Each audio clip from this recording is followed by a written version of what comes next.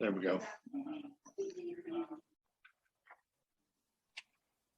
Hello, and thanks for joining us today. My name is Danny Broxson, and I'm the transition coordinator, the youth transition coordinator here at the CIL of Northwest Florida. And today we have some very distinguished guests who are coming on and are going to be sharing their stories. And these are consumers who have taken advantage of both our employment and youth transition programs. So I'm going to let them introduce themselves. And I'm going to start with Catherine. Hello, I'm Catherine, and I am a processor for the local waterfront thrift store and also a student of the transitions program. My long-term goals will probably be, at least right now, to make some more money to get my own place and possibly a better job. Okay. And Zach? Hi, everyone. My name is Zach, short for Zachary. I currently work at the YMCA as a maintenance guy. It's a lot of fun. You know, there are a lot of nice people there, but I'm looking to expand my skill set to something more in my range and to get a better, higher paying job to move towards financial independence. Awesome. And Carolyn. Hi, everybody. I'm Carolyn Growie. I currently work as the executive director of the Center for Independent Living. I'm a person who has worked with Centers for Independent Living for a long time. And I actually, when my eyesight started changing years ago, that's how I became associated with CILs. And then I have also worked with the Division of Blind Services. And I love what I do. I love being able to make a difference every day in both my life and in other people's lives, because my heart gets full with the changes that I know other people choose to make for themselves. Thank you. Thank you for sharing with us. Before we start, I have some questions for each of you, and we want to make this like a roundtable discussion. So there are questions for each of you, but if you feel that you have something to say and want to say, jump in and share with everybody. For those of you who are on this webinar, if you have questions for the participants, you can put those questions in the Q&A box, and we will get to those questions at the end of the webinar. You can also communicate with one another through the chat, and you can communicate that way. So just sit back and enjoy. I just have some questions for each of you, and I think we had decided before we started that we were going to start with Catherine. Yes, we did. All right, so tell me a little bit about how you came to be a part of CIL and to seek CIL, Center for Independent Living of Northwest Florida services. All right. Well, first off, my mom actually used to work for the Center for Independent Living, and she told me a little bit about what they do, and I kind of got really interested in like what type of services there were for people like me.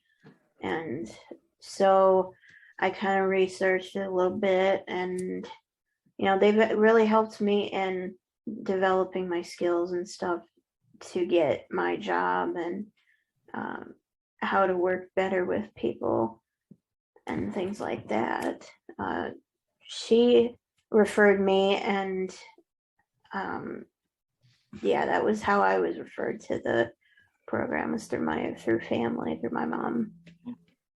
And can you tell me about the most positive experience, or if you have more than one, that's okay too, but a positive experience that you had with the program, or basically, what did you like the most? What was the most helpful? I thought the most helpful part was this transitions course that Danny helped me with. So that was really helpful. I like that. Can you talk a little bit about the program that you were? I know it was Oh, sure.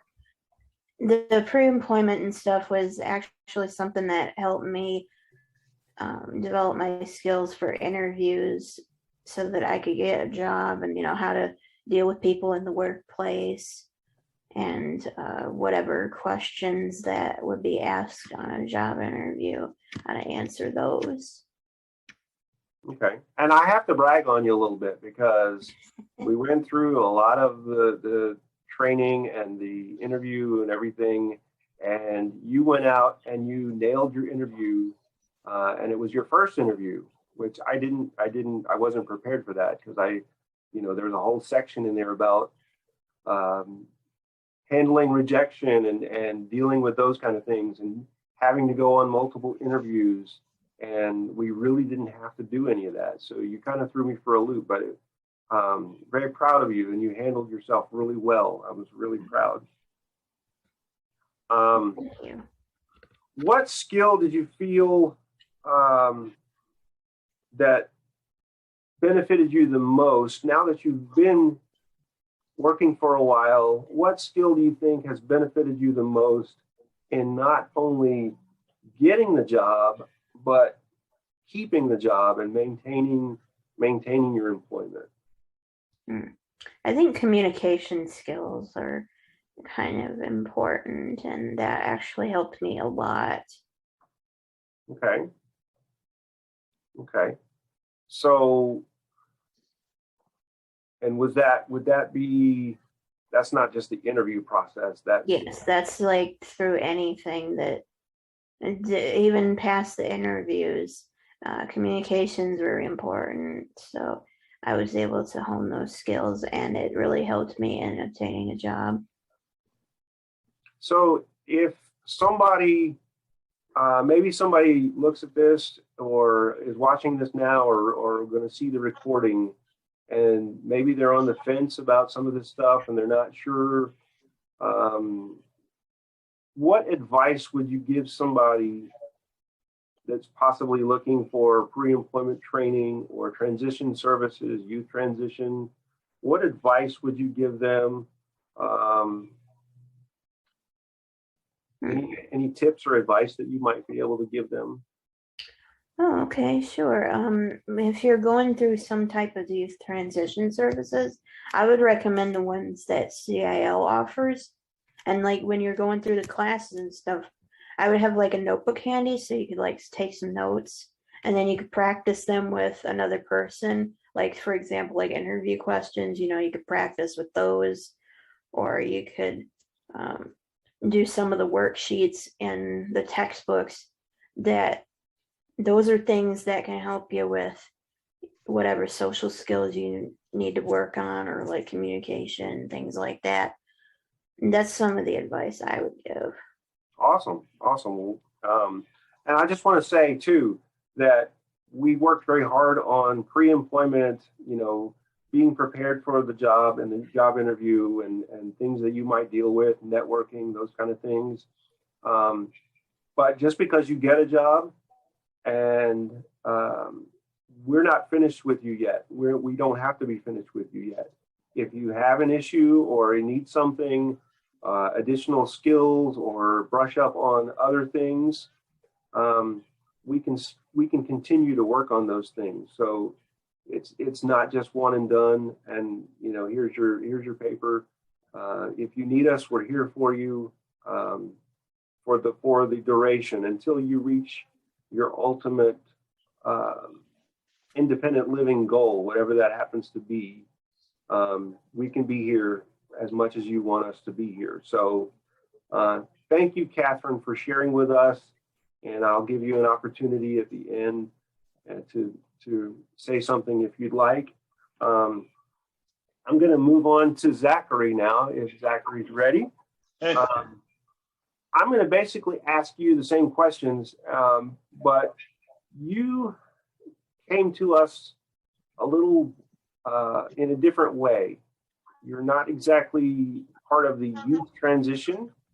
You're not Father Time either, but you didn't come to us through the employment or the youth transition program. So how did you become part of CIL? I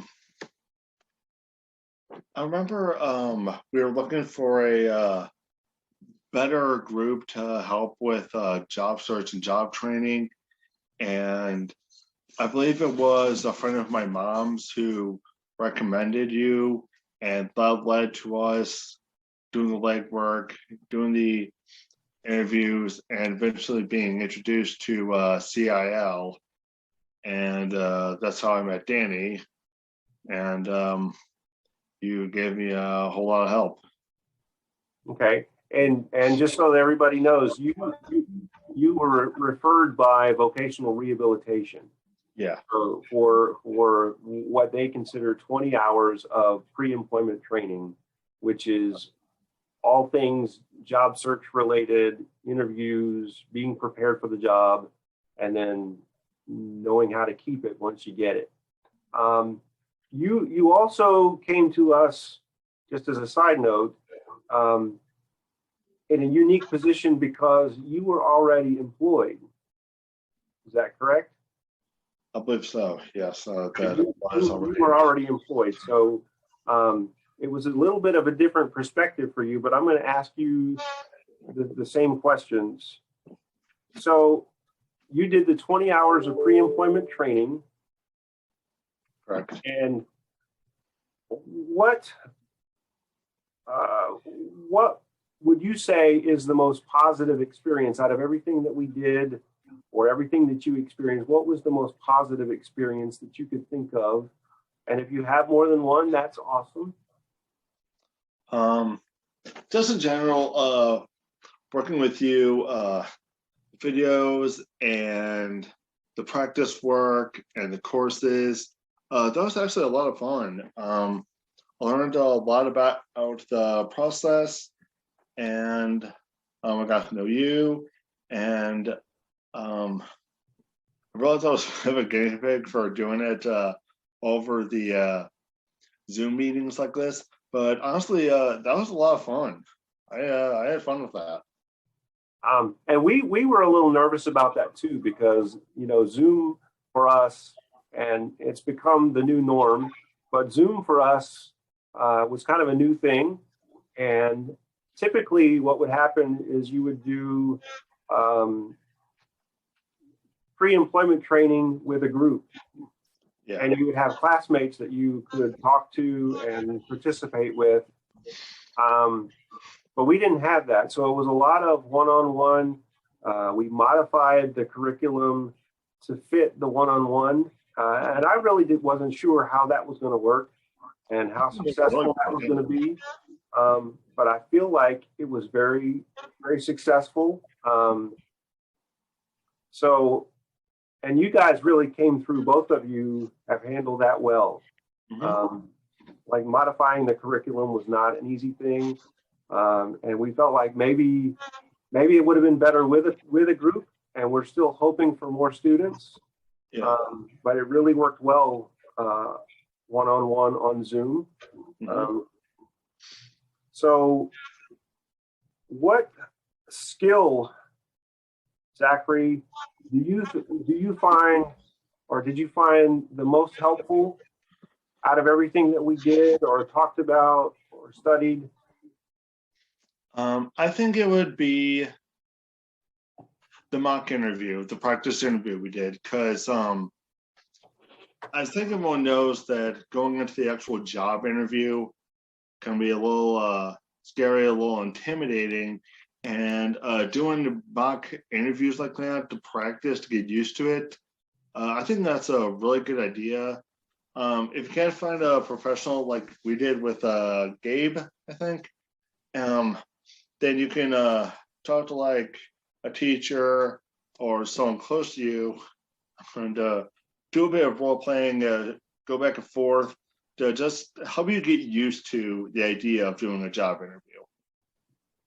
By the way, you did really well.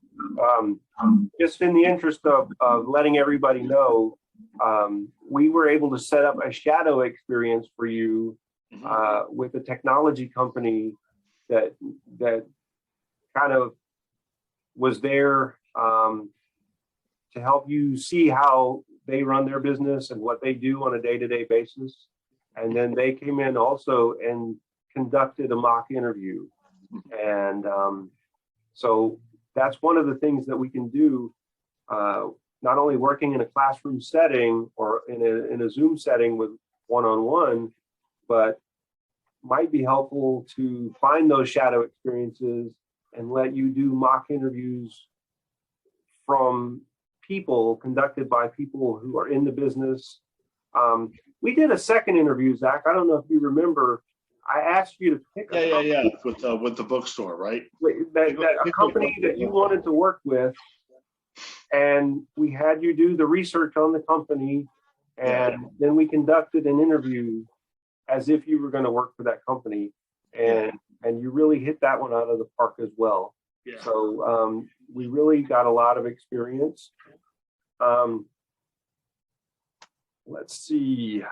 The next question is, what tips or advice would you give to somebody who may not be youth transition age, but still need employment services? What advice would you give to somebody to help them if they're on the fence or making a decision? What would you tell them? Look up CIL of Northwest Florida. Everyone here, from what I've seen, is very nice, very polite, very professional, and the course alone is going to give you a whole lot of experience and knowledge and what to do and what knowledge you will need to do job interviews. And the course will really help you out. It's a good way to get started, and you can go from there and slowly move up to looking into getting an actual job. Awesome. And I don't want to put you on the spot, Zach, but after you completed the course and everything, can you tell us, I didn't really prepare you for this question, but could you tell us what happened at your job after you finished the course? Things have been pretty calm at work. I did get an award. I think I sent you a text. Did you receive that? Yeah, you got, yeah. Mm-hmm. Yeah, I got like right there on my shelf if you guys want to see it. Sure. So it's a funny little thing. You guys gonna get a laugh out of us. Okay.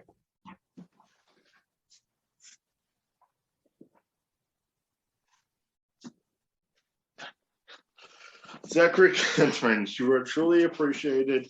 Thank you for sticking with the why. Awesome. That's really good. And you also were given, Congratulations. you were also given more hours and a raise, weren't you?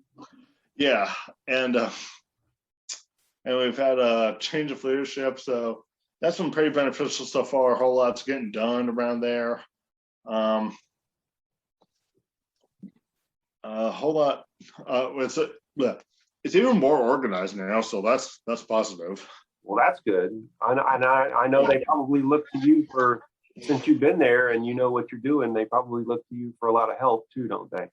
Yeah, I've helped people find a lot of stuff, and I've even noticed when something's out of shape, like if like a ceiling panel had been knocked by something, I'm usually the guy who actually notices random stuff like that. So that's helpful. Awesome. I want to get to Carolyn in just a moment, but I kind of want to put Kat on the spot because I remember telling you quite a bit about the material that you had.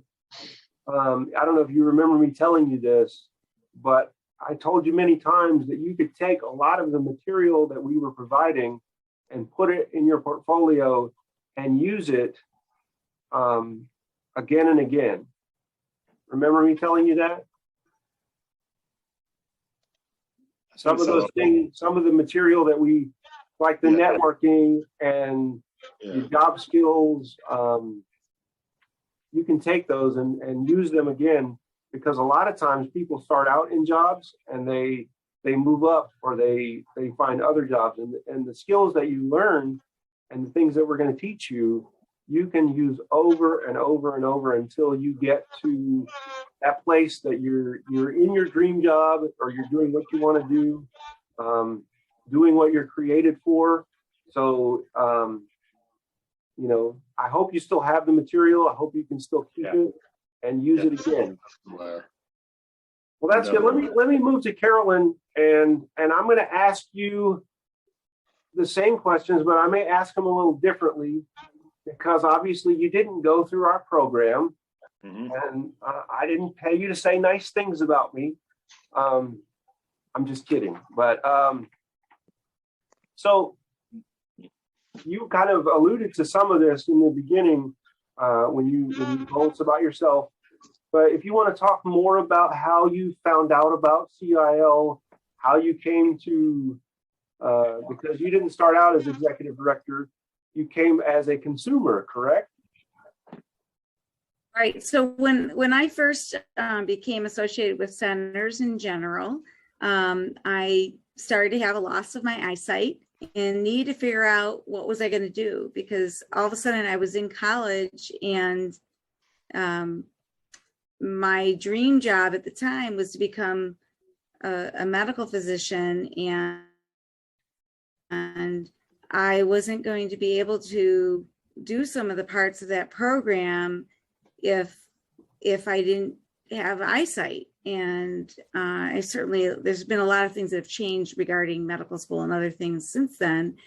But at the time I got really worried, like I was going to come out of school or not be able to finish school and have this huge debt and not be able to get a job, because my eyesight was changing so rapidly at the time. So I had gone into the student services for persons with disabilities office at the campus, because literally it was that quickly changing at the time, and I didn't know what I was going to do. And they were able to refer me to both the CIL and to the Division of Blind Services, and I was able to start getting some supports. And so things like a CCTV, which is like a television screen, but when you put information underneath it, it really enlarges. So I was able to get an AT device. I was able to find out how to get my classes accommodated. I was able to find out that I could have more time on exams, as an example. And I was able to find out that there were ways I could use recordings for having information read to me aloud, so I could complete my coursework and be involved with different groups in the community. The CIL had a peer group. I was able to learn how to ask for my accommodations. So some of those things that I was just sharing were actually accommodations. And I use some of those things all the time now. So as an example, here at the center, I asked for reasonable accommodations when I came to work for the CIL, and I have double screens on my desk. I have a CCTV on my desk. I have the option to use large print in the work that I'm using or getting. I'm able to ask for things to be converted when I need them in a different format. I try to make sure that when I'm signing up to do a webinar or things like that, I ask for the reasonable accommodation so I can have the print available to me in a format that I can use it when I'm attending an event or speaking at an event, those kinds of ways, so that I can fully participate like everybody else. Because one of the things that's really important for all our viewers to know is that each of us on this call have different disabilities that are on this panel, and each person may have a different reasonable accommodation that we need. And so thankfully, you know, I've now been working for over 30 years, and I can be really excited by that because I get to be involved, as I said, making a difference every day. And without having that skill set of knowing how to ask for reasonable accommodations and being able to take that inner voice to say, hey, I need help with this, or, you know, I'm happy to do this, but I need to do it a little bit differently. And if I didn't ask for those things, I wouldn't be able to do my job.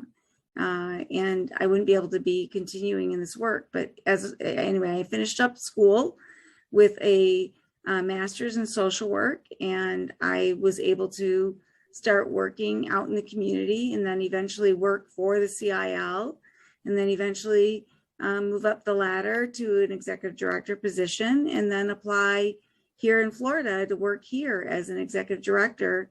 And when I got here to Florida, again, from this CIL, I was referred to the Florida Division of Blind Services, and I was able to get the resources that I needed to be supporting myself be successful here. I had some training that was also given on some of those resources from Independence for the Blind. So it was partly being able to ask for the services that I needed in order to build the repertoire to have the skills available to me to utilize as I'm working.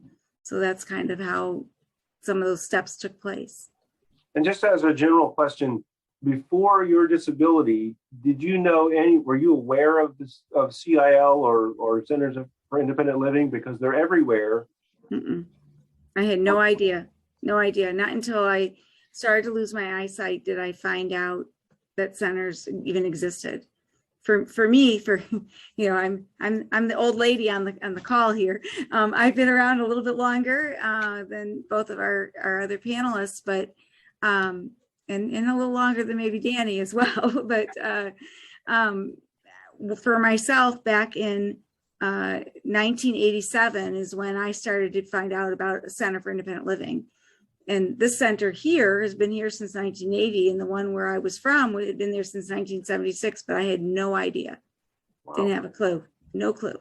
And so I hope that by our doing like this talk today, we're helping people know about it. And like right now we're in the month of October, which is that National Disability Employment Awareness Month, which means, you know, all over the country, we're trying to make sure people know that people with disabilities can be part of the workforce. And look, we've got 3 of us, well, really 4 of us, if we include Danny too, on this panel we're all employed. We're with people with disabilities.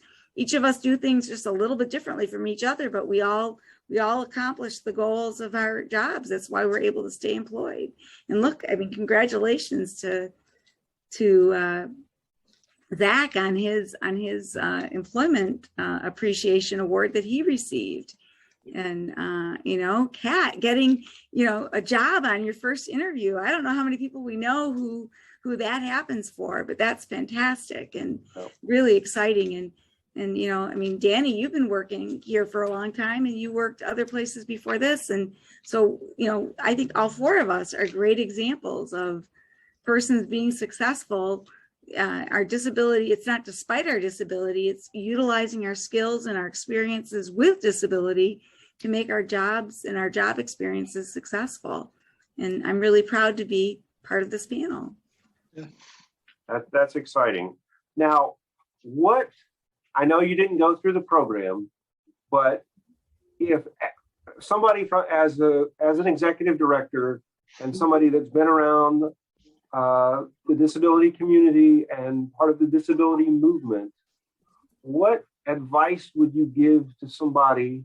I think you probably alluded to a lot of this, but what advice would you give to somebody if you were out in the community and they said, oh, I know somebody who could benefit from the youth transition or employment services?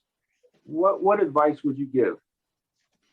So my biggest piece of advice would be that, first of all, every single person has value. Everybody's skills, everybody's life needs to be respected, and that there is a place for each of us that is the right place for us to work. There is an opportunity that's out there that somebody hasn't alluded to or allowed themselves to be a part of, and that to persevere. I mean, to make sure that your information that you want is out there, and that when you keep trying and you keep being involved, it'll be really beneficial.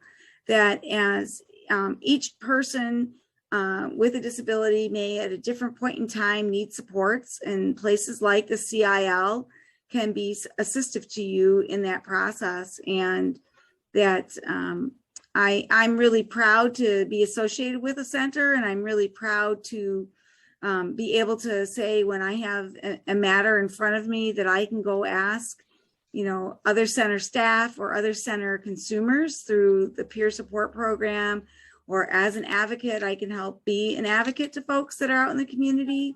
I think that some of the pieces of the being able to do practice interviews, I think the piece of being able to know how to ask for job accommodations, being able to come to a center and try before you buy equipment, like if there's something that's needed. And, you know, I've alluded to some of the things that I have used because my particular disability is vision related, is the one that needs the most support of my different disabilities. And I think that another piece that I could not do my job without is being able to have transportation. And so being able to work with the CIL to be able to sign up for transportation services, and then being able to use some of those self-advocacy skills to get the services that I need from A to B each time that I need to go someplace. Because if I didn't have that service, I wouldn't be able to be successful in my job. That transportation service is key for me to be successful. Awesome.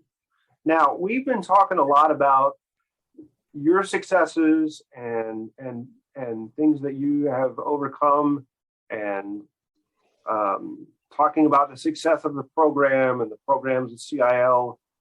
I want to go back around, and I'll start with Zach, if you don't mind. I'd like to, if you could share, if you still have, what's your biggest challenge that you still face at work or with your job?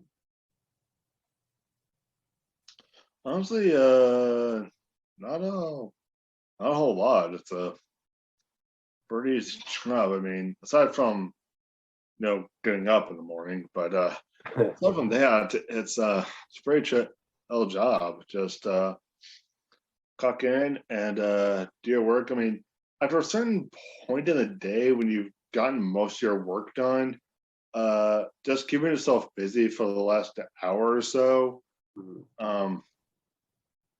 that can take some time, but I usually find a way to manage.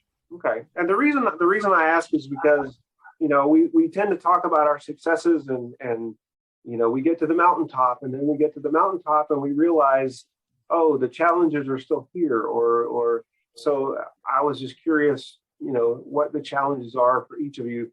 Catherine, you've been on your job for a while and gotten some good feedback, what are some challenges that you may still be dealing with or have with your job? Working on Saturdays. I don't really like to work on Saturdays because, like, I like to spend the extra time on a Saturday with my mom, or like sleep in and recharge my batteries. Yeah. Right. But right. I don't get to do that. I only get to do that on Sundays and Tuesdays. Awesome. Well, I mean, but you know, somebody's got to do it, and they must think a lot of you if they let you work on Saturdays. So that's good. And that's nice to know that we're talking about disability, we're talking about the services, but I think working on Saturday is kind of a universal thing that nobody really enjoys, and so it's nice to know that there's a whole lot of people out there that have the same issue. Carolyn, and your perspective may be a little different as not just a person with a disability, but as an executive director who's kind of oversees all these programs. What are some of the challenges that you deal with, either from a center standpoint as the executive director, or even on a personal level? What are some of the challenges that you still deal with? So I certainly think that the personal challenge is always in the scheduling. And I think that, you know, Catherine hit that on the head, that sometimes we got to do work that we don't want to do, or that we have to feather in based on what the need is. So in Catherine's example, she was sharing that she needs to work on Saturdays. Sometimes we have to work in the evenings. Sometimes we have to work even on Sundays. It just depends on what particular place it is. Sometimes it has to be someplace earlier, just right before getting on the call here, because tonight I have to work till 7. I needed to cancel my 4:30 ride. So, you know, just being able to re-navigate and work out what's needed in order to do it. And that was a change. I thought that originally I was going to be going home today at 4:30, and like a standard day maybe could have happened. But I've got to work until 7 tonight. So there's just different things that you have to balance out with what's happening. I have to think about and make sure I plan and know that clothing, as an example, I'm visually impaired, and so sometimes some of the color schemes I don't necessarily match as well with my eyes, and so I need to make sure that I know this is the black pair of pants, this is the brown pair of pants, or this is the peach, and this is the pink, and this is the teal, and this is the blue, or this is the teal, and this is the green, so that they don't all get mixed up. There's some edges of the color. I'm not colorblind, but as my diagnosis, but as I get out to those extremes, sometimes things don't match anymore. And so I just have to make sure that I choose wisely, that I make sure I set myself up for success with that, because I can just tell everybody a very funny story from years ago where, I don't know, I ended up somehow with 2 different colors on that didn't go together. I had one shoe of each of the 2 pairs, and they did not match. They were the same shoe, but they were 2 different colors, and they didn't go. And a different time, I had 2 different socks on. One was a pink sock, and one was an orange, like more of a peachy orange sock. So for all those who are older like myself, in the 80s, we used to wear these really bright socks. Yeah. But those 2 did not go together. And so it was a bad choice. The shoe issue happened after I was a professional, and I don't know how that happened, but it just did. And so now I very specifically have things lined up where they're only put away in a match, and they only stay in order, and they're not just thrown in a pile, because I can't tell if it's something that's close together. So I can make sure that they're the same. And so that's just something really important. As a center, I mean, I just, you know, I love the work, as I said, that we do. And if for the community to know that if you are a person with disability, any type of disability, needing any type of service, even if we don't end up being the right place to come, even if the center isn't, we will help you to find that right solution for you, and being able to offer services that can work with somebody from birth to death, basically. And our youth transition program really starts at 14, like Danny was sharing, that we have the youth transition services program, which is for 14 to 26-year-olds. And then depending on whether you're referred from yourself or through Escambia County or through VR or through Division of Blind Services, we're happy to help in those services. And then for anybody who's either finished all of their schooling and their transition age work and gone on, whether you're Zach's age, my age, or older, we have other folks that work with who are older than me, believe it or not, who are needing supports to maintain their employment. And we can help try to get to those services. And so every time we successfully assist somebody, it warms my heart. I always tell everybody I'm really wealthy here in my heart, because my heart gets filled with joy every time we see successes and that are out there. Whether we did all the work with somebody or we did a little bit of the work. And I have to tell you, though, we can never do all the work, because the person who's doing the most of that work is each person as an individual. And so, again, I'm really proud of both myself and the others that are here, because we're all working hard. We're all making a difference every day, both in our own lives and in the lives of people that we touch through our work. So I guess that's a good summary of it, in my opinion. That's great. Before we close, I don't have any questions left, but if I'm going to go around, and if you want to share something, if you have something that you would like as a closing remark or anything, if you want to share something, I'm going to give you an opportunity to do that, and then I'll close us out. Zachary, you want to start with you? Not much to add, just that never give up. Just keep putting in the effort, keep trying. Might be a long, hard road, but it's worth it in the end. Find people who will work with you, trust the process, put in the work, never give up, and you will come out the other end better than before. Good job. Good job. Thank you. Catherine, would you like to share anything? I don't think I really have anything to share. Okay. Okay. Carolyn, do you have anything to share as a closing, a parting thought?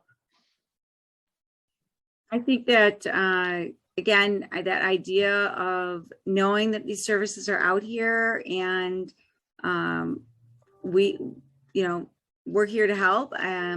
I think that I know we didn't ask Kat or Zach this, but I'll share it from myself, which is if there are people out in the community who want to ask another question of me or talk to me and see what my experience has been like, I'm happy to be a resource for that. And I'm again, I don't know if Kat or Zach would agree to that as well, but I certainly could ask them that.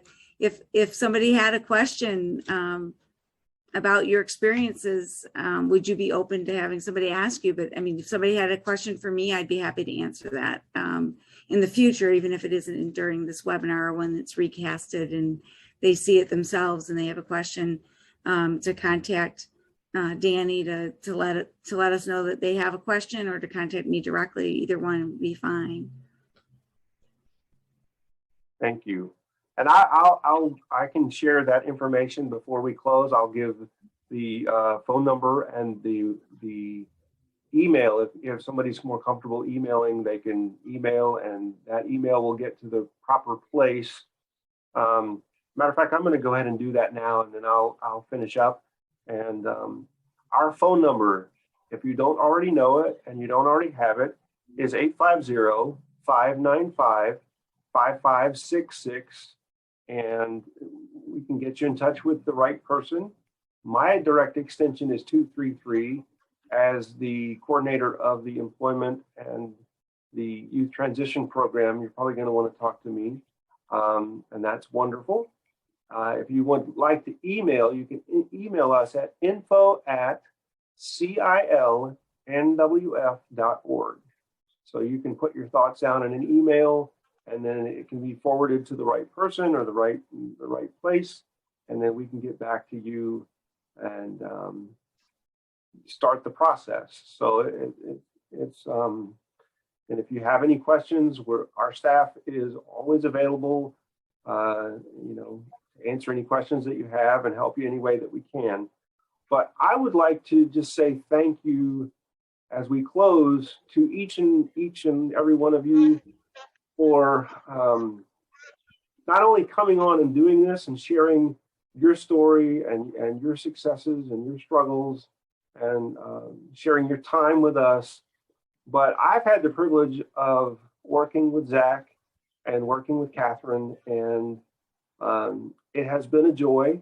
It has been a learning experience, and I'm excited to see what you guys have not only accomplished already, but I don't think that you're finished. I think that you're just getting started, and that's the exciting part for an instructor and a teacher, to see not only your successes, but where you are now and where you're going to be. And I don't know how long it's going to take you to get to where you want to be, but you guys are doing great. It has been a privilege and an honor to not only help you in your journey, and I'm just excited and honored to be a small part of that. The work that you guys have done, you were the ones that went out and made it happen. You guys are the ones that are working and putting yourselves out there. You should both be very proud of yourselves, and feel good about what you've already accomplished. And we just like to thank you on behalf of myself and everybody at CIL for giving us the opportunity to serve you and to help you reach your ultimate independent living goal. So just thank you for your time. Thank you. And we will look forward to hearing from you again. And hopefully we can do other roundtable discussions with even more people, and you can share your stories again and even inspire more people. So that's my hope. Yep. Thank you very much. And we'll look forward to hearing from you soon. Okay, you too. Thank you. Thank you, Danny. Thank you. Thank you, Kat. Thank you, Zach. Thank you.